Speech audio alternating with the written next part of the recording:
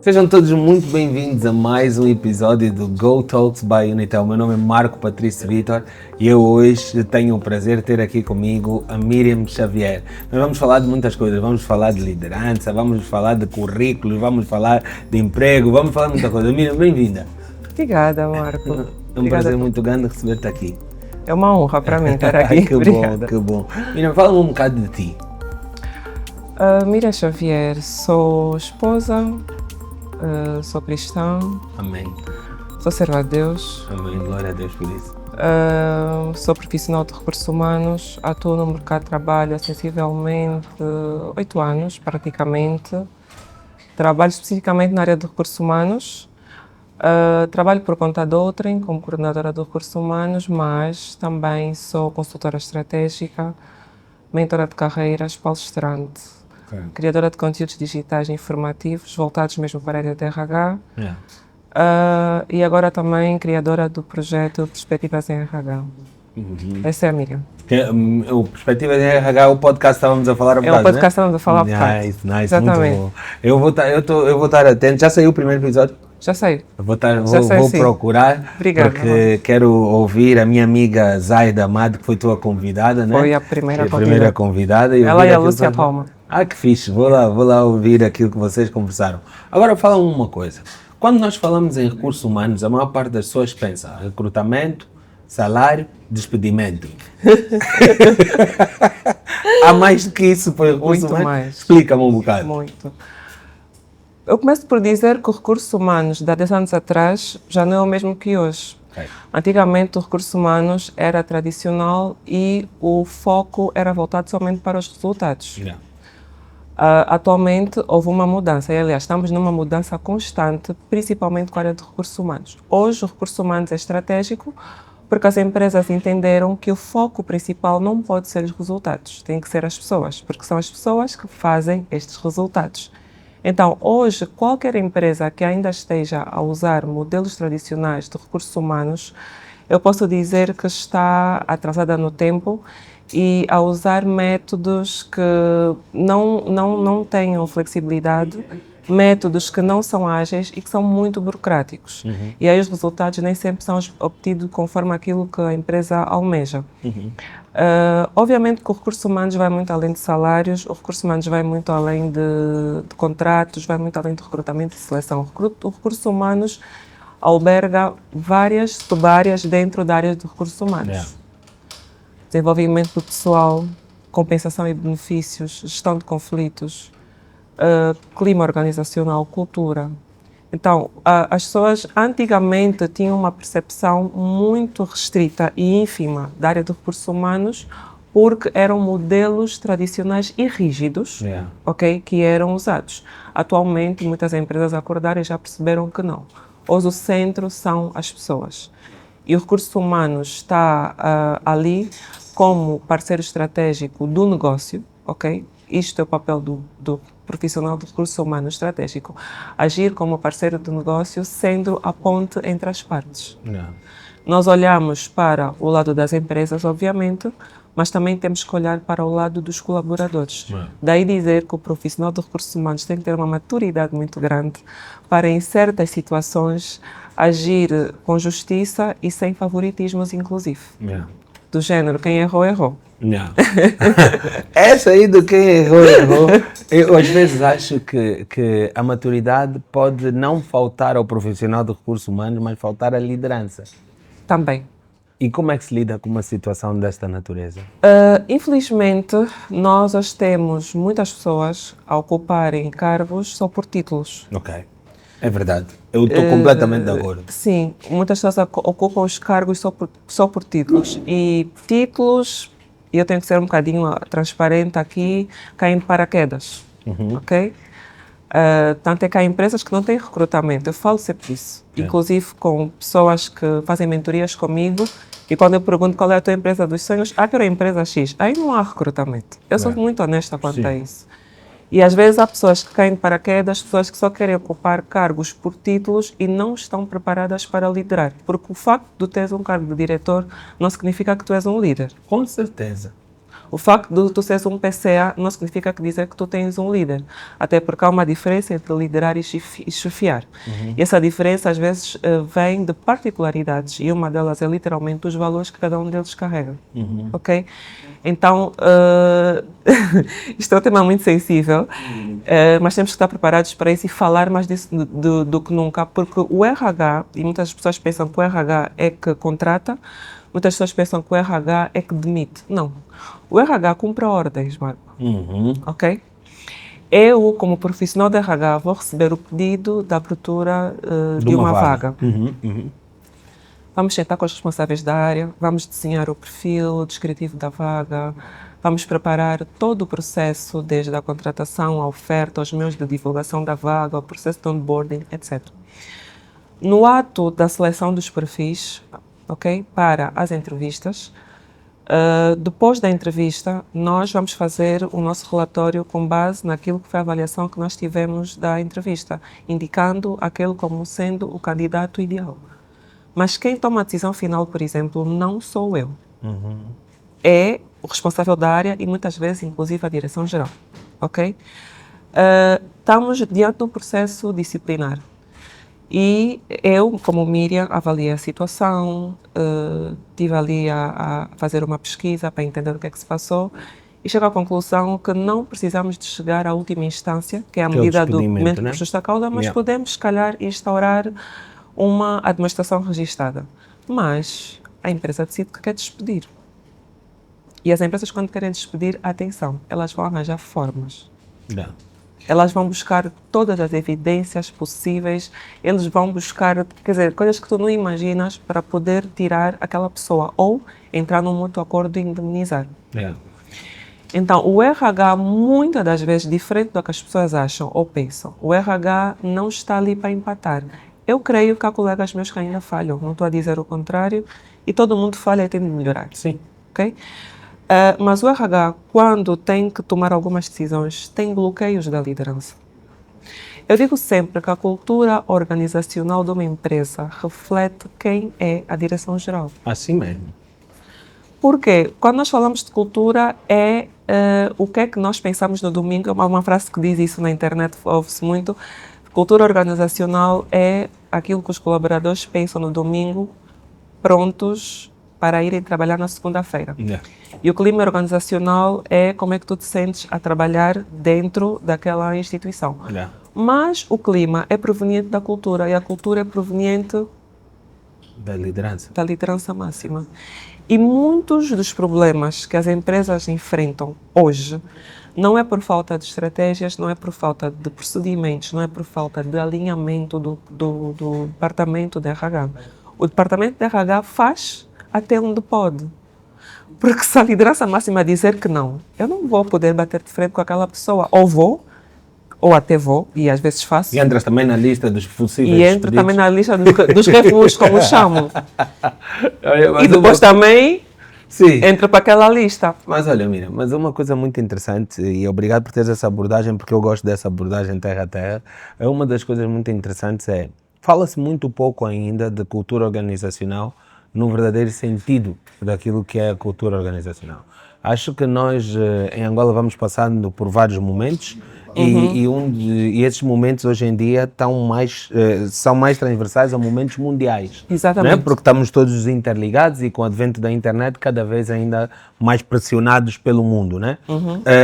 Mas o quão importante é o colaborador, e aqui já estamos a falar de alguém que já está dentro da empresa, o colaborador conhecer aquela que é a cultura organizacional da empresa e segui-la. Porque muitos de nós ouvimos de várias empresas que missão, visão, valores, e isso é a cultura. E as pessoas têm que decorar a missão, a visão e valores, mas não vivem esses valores, não sentem isso no seu dia a dia. Então, o quão importante é aqui o colaborador estar alinhado e, por outro lado, a empresa criar um clima que, na verdade, passe aquilo que é a cultura que quer entranhar no seu negócio. O Marco disse que aqui já estávamos a falar de um trabalhador que já está dentro da empresa. Mas para eu falar da cultura, muitas empresas ainda não fazem isso e muitos departamentos de RH não fazem isso. Mas eu gostaria só de frisar, Marco, que um aspecto muito importante para termos um fit cultural entre o colaborador e a empresa, parte do próprio processo de recrutamento. Aí sim. E a falha, inclusive na retenção de talentos, às vezes parte dos próprios procedimentos que são utilizados no processo de recrutamento. Por quê? Porque hoje muitas das técnicas usadas para fazer entrevistas ainda são com base em perguntas situacionais e não comportamentais. Como, por exemplo, irmos para uma entrevista e a pergunta a ser fale-me sobre si. O fale-me sobre si é uma pergunta aberta, ok? Que não nos dá margem para tirarmos ali uma análise completa e transparente. Mas se eu utilizar técnicas para perguntas baseadas em competências, eu já consigo, inclusive, através dessas perguntas, encontrar o fit cultural daquele colaborador com a empresa. Agora, passando para a pergunta do Marco, só queria introduzir isto da cultura. Mas depois vamos voltar ao fit cultural, que é importante, porque, e há uma frase que me veio à cabeça sobre fit cultural. Mas vamos embora. Isto já é uma técnica que deve ser usada para, depois de recrutar o talento, não começar a haver divergências que impactem a produtividade e etc. dentro do trabalho. Agora, o colaborador, já fizemos o recrutamento, o recrutador já está inserido. Quando se fala de cultura organizacional, e o Marco falou bem, hoje todo mundo diz que a cultura organizacional é a missão, a visão e os valores. Parte do princípio que muitas empresas não têm isto definido e nem está atualizado e nem está... É copy-paste de outra empresa. Não está atualizado ou não vai de encontro à realidade daquela empresa. Exatamente. Eu até posso entrar para o website de qualquer empresa, olhar para aquilo, ler na entrevista, por exemplo, né? Preparo-me para a entrevista, vou ao site da empresa, pesquiso, a missão deles é essa, a visão e os valores. Quando começo a trabalhar, vejo que aquilo é tudo diferente. Isso para dizer o quê? Muitas das vezes, o que está ali no website, ou que está espelhado num painel ou num mural ali na empresa, não é o que se vive. Por quê? Porque vivem uma utopia.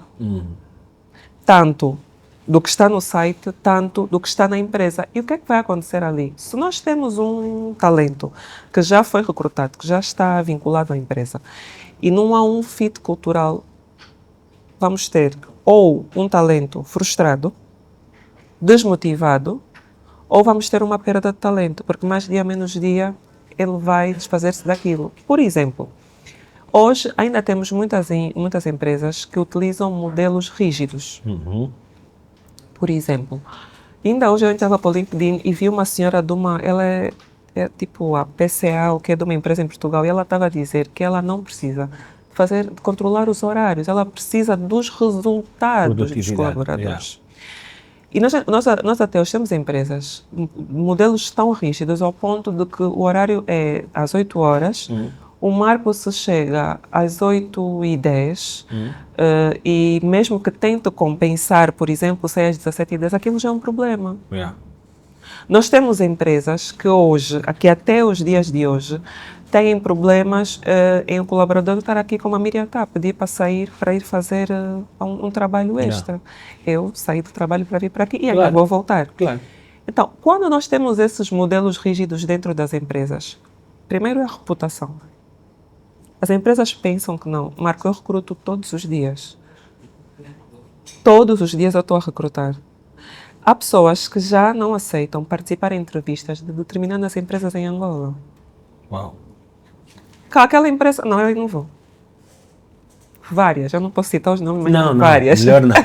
Para não irem nos procurar. Não irem nos procurar. São várias. A reputação é o número 1. Segundo, vão ter ali uma taxa de rotatividade muito alta. A taxa de rotatividade ainda não é medida por muitas empresas, mas tem muitos custos. Tem. Todo o custo de formação, o onboarding, a formação. Muitos custos, Marco. Tudo que isso envolve. Aquele tempo de latência em que ficas entre um colaborador e outro, a produtividade que isso reduz dentro da companhia, sim, tem muitos custos, sim. Estando o colaborador lá dentro, ok? E não existindo um fit cultural entre ele e a empresa, até, vamos lá, ele decidir sair ou acontecer algum motivo que ele esteja retirado. Vamos lá dizer que o colaborador até que possa estar ali com comportamentos, com atitudes que tragam ali situações menos boas. Até existir uma solução de ou ele melhorar, ou ele mudar, ou ele sair, ou a empresa tirar, aquilo já manchou internamente o clima. Temos a questão de que as empresas, mais do que nunca, têm que começar pela base. A base dos recursos humanos nunca vai ser eu pegar e fazer ali uma banda de salários, pegar no qualificador ocupacional. Não, isto não é a base. E quando nós não temos a base bem feita, é extremamente difícil o resto dar certo. Eu, em tempos, já não me lembro qual foi o podcast que eu fui convidada, e eu dei um exemplo que eu vivia em tempos. Nós não temos, na empresa onde eu trabalho, nós não temos o home office como política, não é política, mas se eu precisar, ou qualquer outro trabalhador, e o nosso líder direto aprovar, tu podes trabalhar em teletrabalho. E aconteceu que, até dá-me graça, aconteceu que uma colega ficou em teletrabalho, mas não nos disse nada. Não nos disse nada e eu disse, olha, tu tens sempre que avisar porque nós temos o controle de acesso, eu disse, o teu cartão não passou, tu não falaste, é falta, e vamos descontar depois. Ela disse, não, o meu superior disse que era para ficar só entre nós. Eu disse, ok, eu vou falar com ele. O superior que eu estou a falar é o nosso diretor-geral. Então eu depois fui ter com ele e disse, olha, senhor fulano, é livre de permitir o home office ao seu time, mas nós temos que estar informados, porque isso depois vai gerar a favoritismo, isso vai promover injustiça interna, as pessoas vão se sentir injustiçadas, é porque reportam fulano. E ele muito calmo olhou para mim e disse, Miriam, desculpa, não vou fazer mais isso. Mas pronto, é que eu concordo, sabes? Às vezes as pessoas querem trabalhar, querem estar em frente ao mar, Miriam, querem ver um jacaré, às vezes as pessoas querem ir para o sul. Para Miriam, não me importo. Eu só quero que eles tragam os resultados. E eu fiquei a olhar para ele e aquilo para mim foi tipo... Eu disse, há pessoas que pensam assim em Angola porque daquilo que se ouve, dos testemunhos e etc. Há várias pessoas que pensam assim. E na verdade, eu tenho que te contar aqui também uma experiência para que as pessoas conheçam um bocado os dois lados da moeda, né? Eu já fui trabalhador por conta de outra, já não sou há muito tempo, mas já fui. E já tive todo tipo de líder. Eu já tive um líder que eu cheguei lá, depois de ter sido contratado, eu fui como chefe de departamento, ele era diretor, ele virou-se para mim e disse assim, eu já estou velho. E já estou mesmo quase aí para a minha reforma, então eu já não quero muito trabalhar. Então tudo o que é pesado, que não sei o quê, tu é que vais fazer, tá? Reporta-me só para quando o meu chefe me perguntar, eu saber o que dizer. Está certo? Está certo. E ele foi uma pessoa espantosa. Ele tinha muita experiência e dava-nos muita mentoria e orientação. Mas aquela coisa mesmo, vai ao terreno, faz não sei o quê. Não, ele disse com clareza, eu isso já não vou mais fazer. Depois tive um outro chefe, que era aquela pessoa que contava os minutos que tu ficavas na casa de banho. Imagina, foste à casa de banho, demoraste 7 minutos. Ele vai te dizer que tu demoraste 7 minutos na casa de banho. Se tu fores à casa de banho e ficas... Não podias ter uma cólica? Ouve, se tu ficas...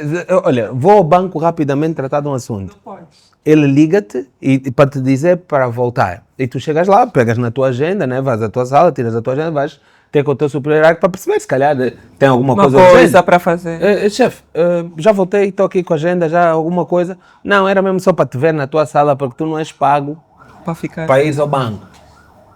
Então, eu já tive este tipo de liderança diferente. E qualquer uma dessas experiências trouxe-me coisas que eu aprendi e que levei para a minha vida. Uma dessas coisas foi, eu não gosto de microgestão. Eu não gosto. Eu não quero ter na minha força de trabalho pessoas, e não vão ficar durante muito tempo, pessoas que eu sou obrigado a fazer microgestão. Estás a fazer o quê? Vais entregar a que horas? eu já te pedi ontem, eu já não sei. Não, isto é daquelas coisas que me cansa mesmo, estás a perceber? E a empresa é minha, aquelas são as políticas da empresa, são definidas por mim como líder e depois a nível de políticas de recursos humanos. Mas há uma coisa que é, quando tu entras numa empresa em que é assim, muitos dos colaboradores não têm maturidade para essa liberdade.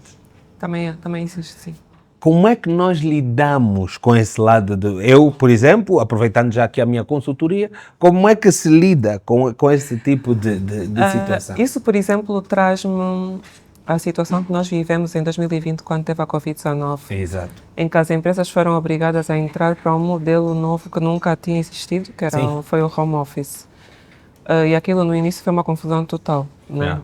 Eu já tive reuniões que ligamos o Zoom e a colega está na praça. O que é que acontece? Qualquer modelo, qualquer política, qualquer procedimento que vai ser implementado exige uma sensibilização e preparação. Não. Ok? Sim. As partes envolvidas têm que estar muito bem sensibilizadas e preparadas para aquilo. É verdade, Marco, que há pessoas que não vão conseguir, digo mesmo, que não vão poder ser incluídas em certas políticas. Por quê? Fantástico isso. Hoje o mercado procura por competências comportamentais, que são as soft skills, e competências técnicas, que são as hard skills. E eu digo sempre que as competências comportamentais são muito mais difíceis de serem ensinadas que as competências técnicas. E eu dou sempre o mesmo exemplo. Vamos dar o caso de eu ter uma vaga com muitos requisitos e um deles é o domínio ao Excel. E eu encontro um candidato que tenha todos os requisitos excepto esse. Eu não me importo de contratar. Posso lhe ensinar? Porque fazemos uma formação, ensinamos, o Excel é prática, no dia a dia, com o trabalho, ele vai aprender aquilo e aquilo não é um bicho de 7 cabeças. Agora vamos para outro cenário. Um trabalhador que rouba, ou um trabalhador que tem sempre desculpas, está sempre atrasado, tem sempre faltas que não consegue justificar. Mas é um gênio do Excel. O que é que acontece? Muitas das vezes isso está ligado a competências comportamentais, à honestidade, à responsabilidade, que é muito mais difícil de eu ensinar, até porque muitas das competências comportamentais estão ligadas à personalidade da pessoa. Tem a ver com o indivíduo, é dele. E tu, por mais que ele seja um bom técnico e tenha o domínio do Excel, como o Marco disse, o Marco não vai conseguir sustentar aquilo para o resto da vida. Assim mesmo. E vai chegar o dia, ok, tu és bom, mas tu não és comprometido, tu não és responsável. Porque da mesma forma que ele vai fazer o trabalho bem, um dia ele pode trazer um prejuízo muito grande. Sim. Imagina que é um negócio, que é uma reunião, que tem que estar lá a horas que tu precisas dele e ele falta e ele chega atrás. Quer dizer, às vezes o ser bom só não compensa. O ser bom vem acompanhado de responsabilidade, vem acompanhado de honestidade e de comprometimento. E, infelizmente as pessoas falham muito nisso. Não, eu sou bom técnico, mas não basta seres bom técnico. Tu tens que ser bom técnico e ter outras coisas. E, por exemplo, falando de líderes, é a mesma coisa. Não basta tu teres um cargo de diretor e saber fazer a coisa acontecer. Se estás a gerir uma equipa, tu vais ter que saber liderar as pessoas. Então, por vezes, tu vais ter de ser obrigado, não tem outra coisa, a desfazer daquela pessoa, por mais que ele seja bom. O ser bom só não vai te compensar, mano. Sabes, eu disse há um bocado, eu também gosto mais de contratar alguém que seja treinável do que alguém que é o que sabe tudo e que tem Se for então especialista. O especialista. Hoje estamos cheios de especialistas no país, já repararam? mas então eu prefiro mesmo pessoas treináveis. Eu costumo dizer várias vezes que pessoas treináveis são pessoas que garantidamente vão ser bem-sucedidas na vida. Mas eu um bocado disse que íamos voltar à questão do fit cultural. Num evento que eu organizo anualmente, tive lá uma vez um CEO de uma das maiores empresas da nossa praça e ele disse uma frase que se tornou viral. Ele disse: antes de vocês irem para as empresas, investiguem, pesquisem um Eu bocado. vi. então conheces, já sabes quem é, já sabes Sim. tudo, né? Pesquisem Sim, tornou-se viral, bocado sei. sobre aquilo que é a liderança que existe dentro dessa companhia. Eu percebo aquilo que ele quis transmitir, mas por outro lado, e tu falaste aqui de alguns exemplos a nível de reputação, mas por outro lado eu pergunto-me como é que as pessoas, na prática, Vão fazer isso. vão fazer isso? A perspectiva é boa. Sim, A sim. perspectiva é boa, querer saber quem é a liderança. Aqui em Angola, nós ainda temos muitas questões que são tratadas como uma caixa sete chaves. É como, por exemplo, fazer uma pesquisa de salários a nível do mercado. Aqui é muito É difícil. muito difícil, sim. Lá fora, eu sei que em Portugal agora até houve uma nova lei e agora acho que até é obrigatório. Yeah. Tu, quando publicas uma vaga, tem que vir com salário, ou pelo menos a média de salário. Agora acho que em Portugal, acho que foi ano passado, saiu uma lei sobre isso. Mas aqui nós temos certos assuntos que são tratados ainda a sete chaves. Nós, apesar de muitas empresas já estarem a usar modelos ágeis, inclusive para a área de RH, ainda temos muitos modelos rígidos dentro do próprio RH. Aqui é mais o boca a boca. Yeah. E eu dei um exemplo falando, inclusive, porque assim, hoje fala-se muito de marketing em Angola, hoje fala-se muito de marketing digital, mas vou-te ser muito sincera, Marco, eu acredito no marketing todo, atenção, ok? Eu trabalho como empresa de marketing, não estou a dizer o contrário. Mas um dos melhores marketings, na minha perspectiva, é boca a boca. É mesmo. Eu dou sempre um exemplo aqui em Angola que para mim é marketing boca a boca. Médico? É a Dona Aurora dos Salgados. Sim, pensei que era bem. Não, Dona Aurora já nos viu crescer e vai Eu ver os nossos saiba, filhos crescerem. eles não têm redes sociais. Por acaso não sei se eles Eles têm não redes têm sociais. e não precisam de ter. Yeah. Ok? Está sempre cheio. Tá, se formos lá agora, vamos Tá ficar na cheio, fila. minha mãe. Está sempre cheio. Eu dou também o exemplo de um outro empreendedor que até é estrangeiro, o Mr. Way, que é um senhor que faz fatos executivos. Também sei quem é. Ele também não tem redes sociais, mas ele também é bom no que faz, é comprometido, as coisas têm qualidade. Então, falando agora, isso só foi um exemplo. Sim. Que eles não têm redes sociais e nada, e as pessoas vão lá e aquilo está sempre cheio e acho que eles fazem dinheiro, com certeza. Sim. Mas indo agora para as empresas, nós não temos um método, não temos uma ferramenta, assim que eu possa dizer, para eu ir pesquisar. Hoje é um marketing boca a boca, mas eu posso garantir que funciona. Por isso é que há bocado eu falei, inclusive, de pessoas que não querem fazer entrevistas Para para certas determinadas companhias, empresas. Lideranças tóxicas, Yeah. ambiente de trabalho extremamente pesado. Yeah. Eu hoje trabalho na empresa A, sou amiga do Marco. Yeah. Temos liberdade para falar e conversamos sobre muitas coisas ao telefone. Eu vou começar a partilhar com o Marcos o que eu estou a viver nessa empresa. Yeah. Ok? Epá, Marco, olha, ali o meu chefe ele faz isso, ele é aquilo, ele Yeah. é Y. Amanhã saio da empresa. Entra uma prima de uma amiga do Marcos para a empresa e comenta com o Marco. Tu vais dizer, epá, eu já ouvi mesmo que ali, conheço alguém. Yeah. E é assim que aquilo vai rondar. Obviamente, tu podes entrar para o perfil do LinkedIn da pessoa, o perfil do LinkedIn da pessoa, podes ver as redes sociais como o Instagram e vais ver o que é que a pessoa posta, o que é que a pessoa fala. Só que nas redes sociais nós somos aquilo que as pessoas querem, nós somos aquilo que nós queremos que as pessoas vejam. Nem sempre somos aquilo Que verdadeiramente que verdadeiramente somos. É o que eu quis dizer. E o comportamento de um líder num perfil do LinkedIn ou do Instagram ou num evento não quer dizer que vai ser o mesmo comportamento dentro da empresa. Percebes? Mas o marketing boca a boca aqui tem funcionado muito. Eu não tinha noção até começar a prestar serviços de headhunter. Yeah. E isso toma lá da cá. Isso é para as empresas e para os candidatos. Atenção. Eu já fiz muito recrutamento que eu estou a enviar o currículo para o cliente. O cliente vê o nome. O candidato tirou o nome daquela empresa Yeah. no currículo e no próprio LinkedIn. Eu estou a enviar para o cliente e o cliente está a dizer, Miriam já trabalhou aqui, ele fez isso e tivemos que lhe tirar. Uau. Isso acontece. As pessoas mentem no currículo. Então, para ambos os Olha, ainda bem lados... que entraste aí no currículo. As pessoas mentem no currículo. Mentem. Olha, mais do que as pessoas mentirem no currículo, quais são os outros erros crassos que as pessoas fazem a nível de currículos que lhes podem complicar muito as chances de serem recrutados? Hoje, quando se fala de currículos, nós temos que dizer que muita coisa mudou, Yeah. ok?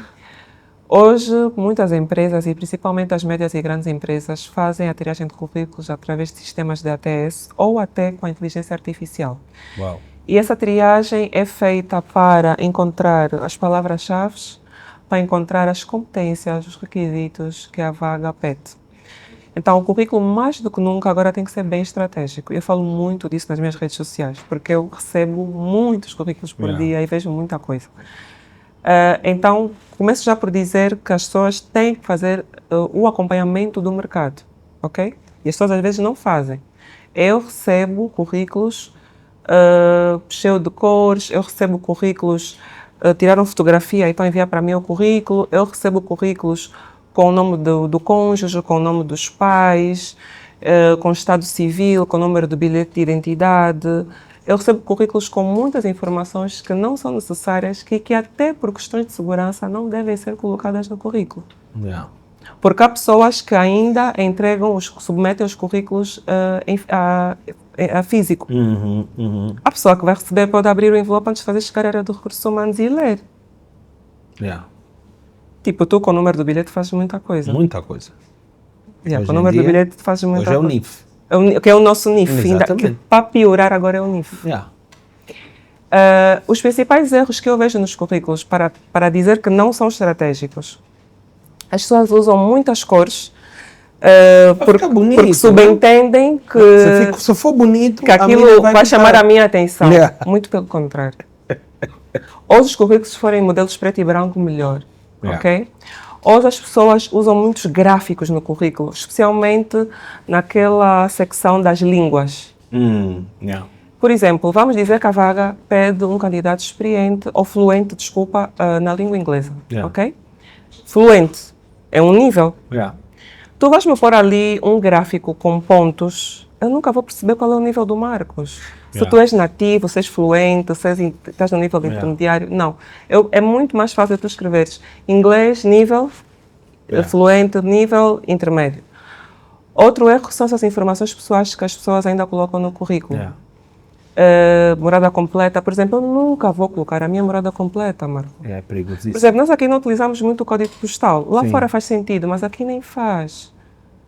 E eu não vou bater à tua porta para te contratar. Os meios de comunicação são o teu endereço de e-mail e o número de telefone. Yeah. Outro erro que as pessoas fazem é mentir. Mas mentem que é? Assim diz-me não uma mentira. Por exemplo, Assim, é para aconselhável... aprender. Uma mentira em condições para pôr no meu É no meu aconselhável as pessoas colocarem tarefas que exerceram em cada cargo Sim. das diferentes empresas que trabalharam, Ok. né? E eu, quando olhar para aquele currículo, vou ter que ler para saber se são fit de experiência profissional que ele tem com aquilo que a vaga pede, Exato. correto? E se eu estiver ali a ler que ele tem experiência em A, B, C e D e o que eu procuro, eu vou chamar. Yeah. Só que quando eu chamar essa pessoa para uma entrevista, seja No online ou tete-a-tete. presencial, eu vou perguntar Sobre não o tema. só o que a vaga precisa, mas aquilo que está no teu currículo. E Yeah. vou pedir, inclusive, casos práticos. Eu peço muito. Yeah. Porque eu gosto de utilizar um método que hoje é muito útil, que é o método STAR. É um método que eu uso para conseguir O que entender. é o método de estágio agora? O método STAR é uma metodologia usada para ter as perguntas de formas mais estratégicas. O ok. STAR é Ok. se tu respondes com a situação, tarefa, ação e resultados. Ok, E vais nice. dizer, por exemplo, eu, quando cheguei na empresa X, encontrei uma taxa de rotatividade de Alta. 50%. Yeah. Fiz isso e aquilo e depois a taxa diminuiu para Ok, 20%. nice. É mais ou menos isso. Yeah. E eu aí, a partir daí, eu vou pedir-te um caso prático. Uhum. Tu vais dizer, não, eu faço a avaliação de desempenho. Como é que faço? Yeah. Eu vou te perguntar. Sim, qual é o método? Explicar quais são os procedimentos, quais são os passos. Eu quero entender como é que tu fazes. Eu já tive um candidato que eu perguntei de 0 a 10 como é que classifica o seu nível de Excel. E ele disse-me 10. Eu disse, ok, o que é o PROC-V ou o PROC-C? Ele não sabia me dizer. Isso porque nem eu, Miriam, tenho o Excel a 10, Marco. Eu não tenho. tipo, Excel a 10 é mesmo para aqueles especialistas. E eu tenho noção disso. Então, às vezes os candidatos querem ser contratados, seja por que motivo for, é a empresa dos sonhos, é a aflição, é necessidade financeira, mas não adianta, porque ou na entrevista eu vou aperceber-me, ou mesmo que tu sejas contratado, porque até podes passar no barulho, às vezes pode acontecer, no teu dia a dia no trabalho, mais dia menos dia, a tua liderança direta vai se aperceber que tu não és aquilo que dizes no teu currículo. Então as pessoas, infelizmente... E de línguas? Nunca ninguém te mentiu assim, fluente em inglês, e depois tu fazes assim 3 perguntas em inglês, do what's your name não passa? Já tive pessoas que no currículo é fluente, chega na entrevista... Assim, tu quando pões no teu currículo a indicar que falas fluente, e quando vês que o descritivo da vaga já está na língua inglesa, provavelmente a entrevista vai ser em inglês. Ok? Provavelmente. Então eu chego lá in the building, what up? Provavelmente aquela entrevista já vai ser em inglês. E eu falo muito e dou treinamento sobre isso, preparação para as entrevistas. Por quê?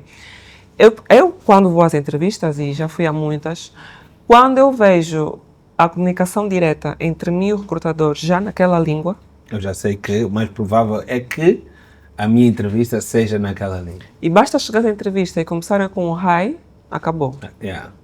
Hi, hi que? O que aconteceu? Bati em algum lugar? Hi, how are you? Aí já acabou. Já vai ser uma entrevista conduzida na língua inglesa. E é importante nos prepararmos para isso. Quando tu dizes que és fluente, eu vou deduzir que o Marco está preparado para uma entrevista 100% em inglês. Claro, eu sou fluente. És fluente, Marco. Eu penso em inglês, traduzo para português. Estás a ver? Então, enviar em currículos no formato em Word, que até nem é seguro. Eu posso mudar a tua informação. Colocar em fotografias. Hoje o tema é, Miriam, perguntam muito, é estratégico colocar ou não a fotografia no currículo? Ou é permitido? Eu não digo que há uma permissão ou que há ou que não há uma permissão. Eu digo é que há vagas que vendem também pela imagem. Não que tu vais ser contratado pela imagem, mas eles vão olhar para esse fator. Por exemplo, vamos lá dizer que estás a candidatar para uma vaga no setor bancário e é para a área comercial. O comercial da banca vende pela imagem também. E tanto é que a banca, acho que todos os bancos, eu nunca trabalhei lá, mas eles primam muito pela imagem. Principalmente aquele pessoal que fica nas agências e aquele pessoal que lida diretamente com os clientes. A área comercial. E eles primam muito pela imagem, eu já reparei nisso. O que quer dizer que se tu estiveres a candidatar-te para uma vaga, para este setor e para esta área, é importante tu teres uma fotografia bem profissional, ok? Mas, num cômputo geral, não é algo tão estratégico. Por quê? Porque vamos voltar ao que eu falei há bocado. Hoje, a triagem é feita de forma diferente. Eu a fazer o upload do teu currículo para uma plataforma de inteligência artificial ou para um sistema de ATS, ele não vai fazer a triagem da tua foto. Vai fazer a triagem das palavras-chave, das competências e tudo o que eu pedir para ele fazer a triagem. E esse tema da foto é um tema interessante, porque há pessoas que depois vão te mandar uma foto do corpo inteiro para mostrar que tem six-pack. Ainda temos essa questão. Outro com uma roupa justa. Então, aí, na verdade... Porque as pessoas nem sabem que é uma fotografia profissional, muitas das vezes. Isto para o currículo e para o LinkedIn. Digo já aqui para as pessoas que estão a assistir. Sim, não, claramente. Porque eu, quando recruto, além de receber o currículo, eu vou logo ver o teu LinkedIn também. O LinkedIn no teu currículo online, mas há muitos que não têm LinkedIn. Muitos ainda não têm o LinkedIn. Uau, uau, isso é, olha, e agora, porque eu gosto tanto das nossas conversas, mas depois isto aqui, o tempo passa muito rápido. Eu gostava que tu, se for possível, ajudasses aqui um jovem qualquer que esteja à procura de um emprego. E eu vou incorporar este jovem. Tá? Então vou-te fazer algumas perguntas que, se eu fosse esse jovem, te faria. Primeiro, uma das coisas que, se me perguntarem numa entrevista o que é que eu quero fazer na empresa, eu responder qualquer coisa, é bom ou não? Quando tu dizes qualquer coisa, eu subentendo que tu podes fazer tudo e mais alguma coisa. E se eu tiver a recrutar para uma vaga técnica de contabilidade, eu posso te pôr a limpar o chão. Estás a responder isso? Ok. Porque tu não és qualquer coisa. E ao mesmo tempo estás a demonstrar que nem conheces o teu valor. Porque tu próprio és qualquer coisa. Yeah. Logo, não é estratégico As tu pessoas respondes dizem desta qualquer forma. coisa. Nunca digam isso. Nunca. Qualquer coisa, que coisa? Yeah. Vais limpar o vidro? Yeah. És licenciado, tens experiência, falas inglês, queres limpar o vidro quando a vaga é para técnico de contabilidade? Não. Yeah. E eu não digo isso por mal, porque eu comecei numa recepção e já era licenciada e já falava Sim. inglês. Sim. Todos começamos de baixo. Sim. Mas se tens a oportunidade de evoluir, não vais dizer qualquer coisa. Tu vais dizer, não, eu estou aqui para fazer isso, isso e aquilo. Yeah. Então qualquer coisa tem que ser abolido. Quão importante é eu saber a resposta para a pergunta de onde te vês daqui a 5 anos? Esta pergunta já não devia ser feita, porque esta é uma pergunta situacional e é uma pergunta aberta. E no momento da resposta, por mais que o candidato se veja daqui a 5 anos em algum sítio, ele vai sempre querer referir-se ao momento para agradar o recrutador. Ele vai sempre falar do presente e vai sempre dizer que daqui a 5 anos vê-se naquela empresa, mas não é a verdade. Porque se aparecer uma oportunidade melhor, ele vai sair. Agora, é uma pergunta que eu, Miriam, uso para outras vertentes.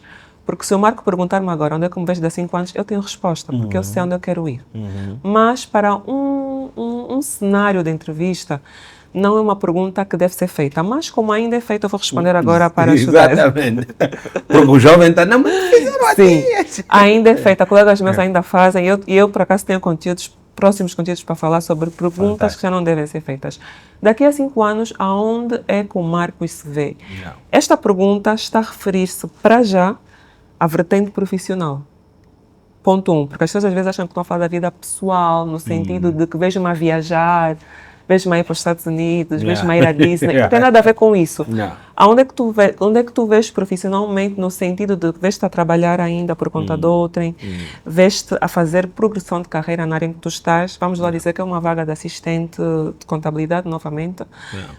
Hoje, como assistente, onde é que o Marco se vê daqui a 5 anos? Daqui a 5 anos, eu vejo-me a fazer uma progressão na minha carreira, a adquirir conhecimentos sólidos sobre esta área e também, pode lá dizer que pretendo também ingressar para a área de gestão de projetos, vejo-me a fazer uma pós-graduação nisso e naquilo, vejo-me a ser líder de uma equipa. Quer dizer, tu vais ter que pensar naquilo que tu desejas para daqui a 5 anos, que tem que ser uma evolução.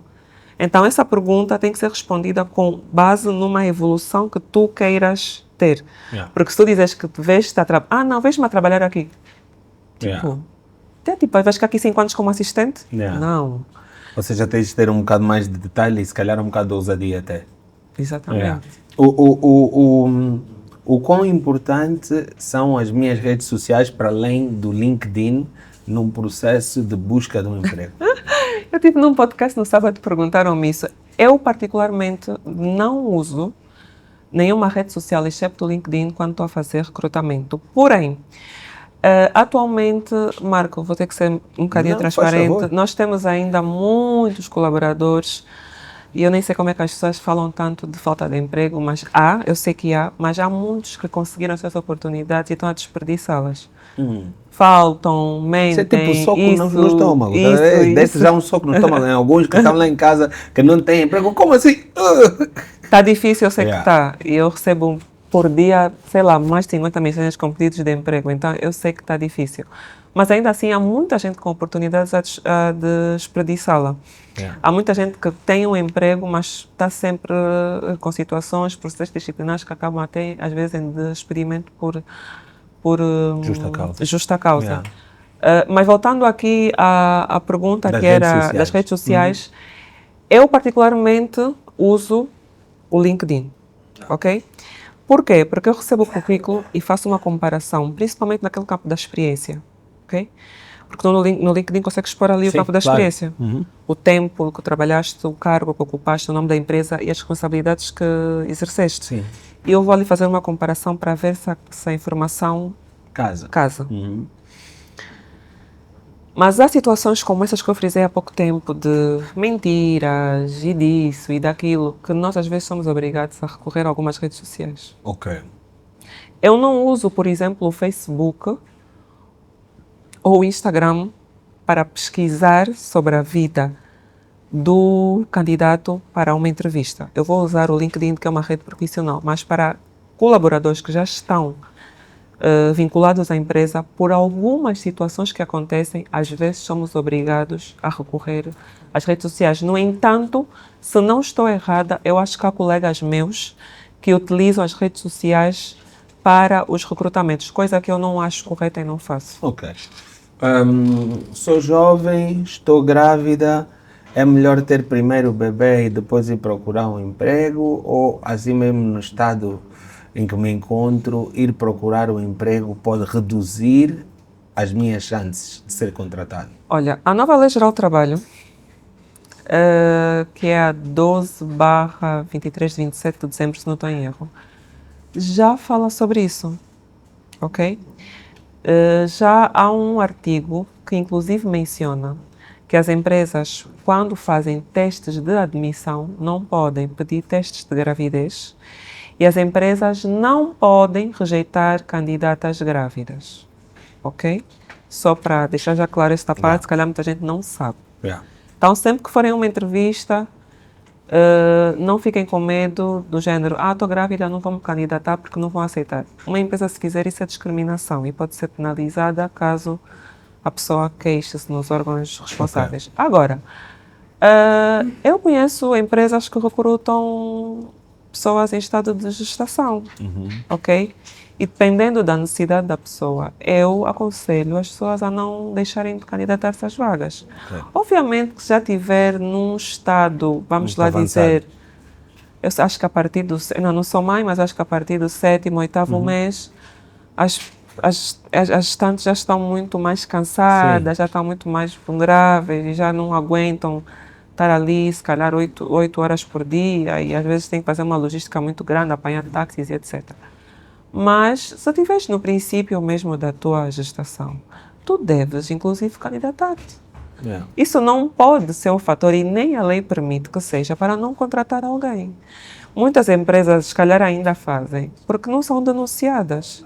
E nós aqui não temos essa cultura de denúncia, infelizmente. Nós não temos em Angola.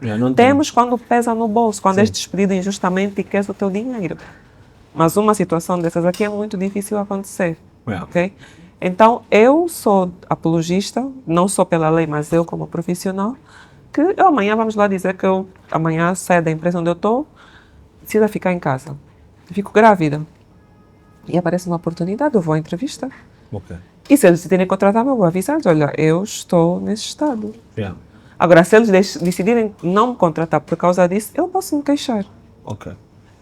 A última pergunta é, o que é mais importante, a aparência ou a higiene? As duas coisas. Nenhuma é mais importante que a outra? Por quê? Hoje publiquei um vídeo sobre isso. Por quê? Olha. São 3 elementos. Comunicação, eu falei da comunicação, da postura e da imagem. Foi o que eu falei hoje.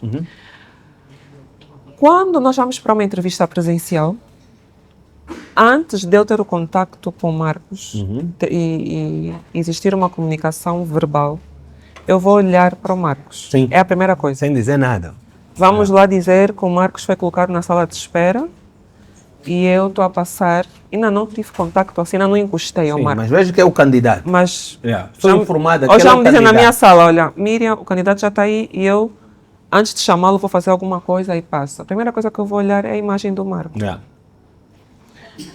As pessoas têm de entender uma coisa, a imagem vende, Marcos. Vende mesmo. A imagem vende muito, mais do que eu um dia pensei. E eu incentivo muito nas minhas redes sociais as pessoas a estarem bem apresentadas. E eu digo sempre, estar bem apresentada não é comprar na Zara. Se não tens dinheiro para ir à Zara, compra no Fardo. Eu já vendi Fardo e já vesti. Quanto tempo vestir eu visto, Marco? E também vou na Zara. Então não é por aí, ok? Tem este lado, ponto 1, ok? Para começar. Segundo, tu vês mal vestido para uma entrevista, que é a tua oportunidade. O que é que eu vou pensar? Quer dizer, se na primeira oportunidade ele já tem mal vestido, como é que ele vai se apresentar no dia a dia aqui na empresa? Vamos supor que é uma vaga para a área comercial. Tu vais vender a imagem da empresa? Sim. Tu vais estar a participar, se calhar em tenders, vais estar ali com clientes, vais estar ali em fóruns, vais estar a viajar. Quer dizer, e estás mal apresentado, todo mundo sabe que o Marco é o colaborador da empresa Y. Tu estás a vender mal a imagem da empresa. Então, a primeira coisa que eu, como computadora, vou notar, mesmo até eu entrar para a sala, que eu posso estar sentada ali no fundo, tu vens por aqui, até tu chegares aqui, a primeira coisa que eu vou olhar é a tua imagem. Quando tu sentares e estivermos, se calhar, um perto do outro, eu vou sentir o quê? O cheiro. Aí vem a questão da higiene. Eu dei um exemplo ou uma dica muito boa hoje. Eu entendo, Marco, que as pessoas andam em transportes públicos. Sim. Eu entendo que não é fácil. Eu ontem vi um vídeo naquela página que agora aguenta sobre isso. Não tinha noção. Eu não ando de táxi. Andei uma vez por brincadeira e não tinha noção. E fiquei muito comovida com aquilo.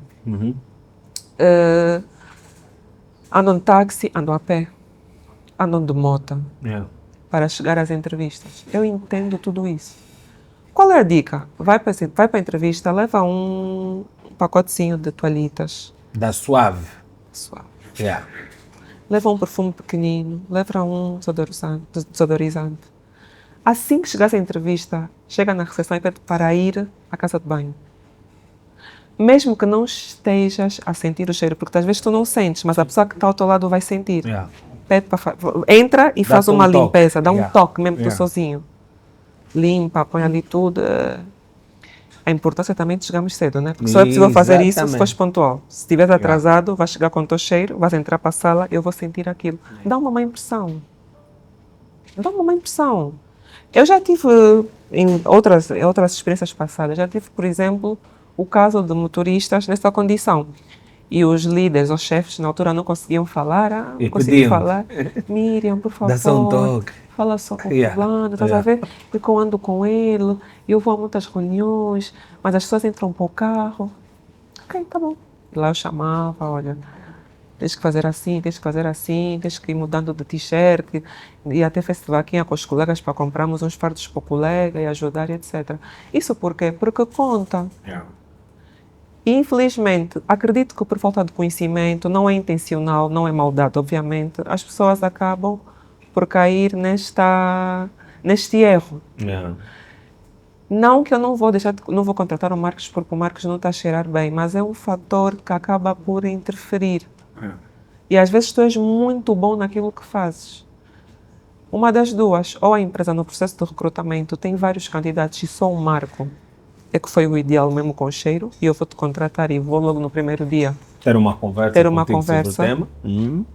Porque podes fazer isso. Sim, eu não claro. vou deixar de contratar um Marco, porque o Marco na entrevista veio com, se calhar houve um acidente, o pneu do carro furou, não tinha monta, não tinha iango, tu correste, para não chegar atrasado, né? Eu vou contratar um Marco e no primeiro dia, se ocorrer a mesma situação, eu vou chamar e pedir para o Marcos daqui para frente ter mais atenção. Fantástico. Olha, Miriam, muito obrigado. Eu aprendi muito. Tenho a certeza que quem está em casa também aprendeu bastante, quem nos vê aprendeu bastante. E eu quero pedir que continues mesmo, porque eu sou daqueles angolanos que acreditam mesmo em Angola.